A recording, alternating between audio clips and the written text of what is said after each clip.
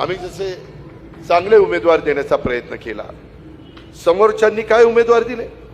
प्रभाग क्रमांक 16 मध्ये मी आज तिकडे फिरत होते, त्यावेळेस वैशाली बनकर आणि इतर माझे कार्यकर्ते सुनील वगैरे सांगत होते की दादा ह्या परिसरामध्ये ज्या महिला उमेदवार दिलेले आहेत तिथं त्यांचे पती मटका व्यावसायिक आहेत. मटका आकडा काढायचा, आकडा आता आकडा काढायचा आहे का पुण्याचं भलं करायचं आहे?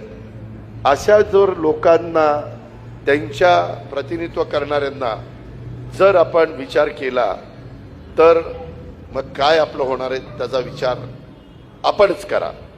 त्याच्यामध्ये एका पक्षाच्या सहकाऱ्यांनी तिथं अ गटातले उमेदवार एक आहेत, त्यांचे तर ते कुविख्यात गुंड निलेश घायवळ यांच्याबरोबरच ते फोटो आहेत.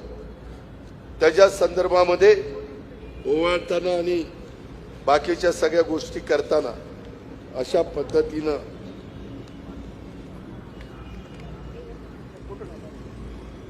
पद्धतीनं ते फोटो आहेत.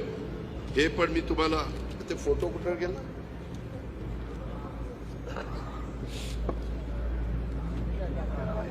हो का हे फोटो?